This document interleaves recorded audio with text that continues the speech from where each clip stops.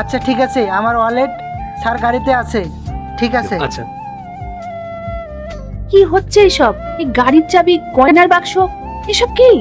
কাকিমা আপনাকে আমি সব বলছি। মেঘা, এটা তোমার জন্য।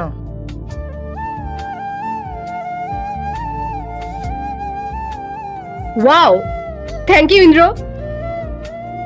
আসলে কাকিমা আমি গাড়িতে করে আসছিলাম, আমার গাড়িটা মাঝপথে খারাপ হয়ে যায়, ড্রাইভার দিয়ে গাড়িটি সার্ভিস করতে পাঠাইছিলাম, আর আমি নিজে টোটো করে আসি আর তাড়াহুড়ো করে ওয়ালেটটা গাড়িতে ফেলে আসি। আর আপনাকে মেঘা যা বলেছে সব সত্যি। আর আমার অনেকগুলো বিজনেস আছে আর আমি ভালো ইনকাম করি। আমি ওয়ালেটটা গাড়িতে ফেলে আসছিলাম বলে মেঘার থেকে টাকাটা নিলাম।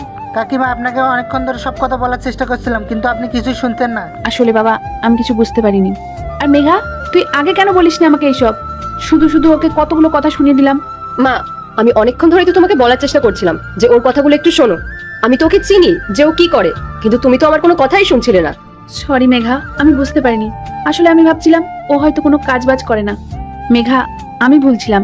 তুই একদম সঠিক জীবনসঙ্গী বেছে নিয়েছিস তোর জন্য। কাকিমা মানছি ও আপনার মেয়ে হয়, তাই চিন্তা করাটা স্বাভাবিক। ও সঠিক জীবনসঙ্গী বেঁচেছে না কিনা দেখাটা আপনার দায়িত্ব।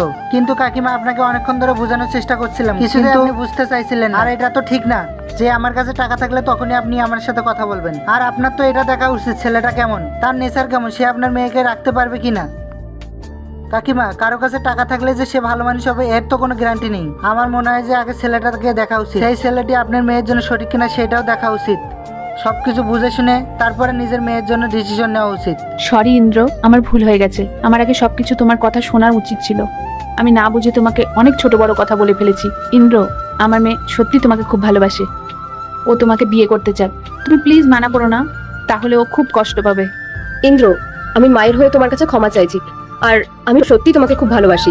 আমি তোমাকেই বিয়ে করতে চাই। মেঘা, আমিও তোমাকে খুব বেশি ভালোবাসি, আমিও কখনোই বিয়ের জন্য মানা করব না। তার আগে দেখবো কারা শয়তানকে হারিয়ে আল্লাহকে ভালোবাসে। যারা আল্লাহকে ভালোবাসো ভিডিওতে লাইক করে চ্যানেলটাকে সাবস্ক্রাইব করে দাও। যারা শয়তানকে ভালোবাসো তাদেরকে ভিডিওতে লাইক সাবস্ক্রাইব কিছুই করতে হবে না, কমেন্ট করো আল্লাহু আকবার। কারণ কাকিমা যখন আমার কথা শোনাচ্ছিল তখন তুমি আমার হয়েই কথা বলছিলে আর আমার হয়েই সাপোর্ট করছিলে। মেঘা, আমি জানি তুমি আমার খুব ভালোভাবে খেয়াল রাখতে পারো। ইনফ্যাক্ট শুধু আমার না, আমার পুরো পরিবারেরই খেয়াল রাখতে পারো। তাই শুধু আমি তোমাকেই বিয়ে করতে চাই আর সারা জীবন তোমার সাথেই থাকতে চাই। বাহ, এ তো খুব ভালো কথা। তুমি তোমার বাবা মাকে নিয়ে আমাদের বাড়িতে আসবে, সেই দিনই আমরা বিয়ের ডেটটা ফাইনাল করে নেব। আর ইন্দ্র, আমি আবারও তোমার কাছে ক্ষমা চাইছি। প্লিজ তুমি আমাকে ক্ষমা করে দাও। না না, আমি কিছু মনে করিনি। আমি বিলটা পে করে আসছি। আর এরপরে কি হয় দেখতে চাইলে পার্ট 2 লিখে কমেন্ট করো।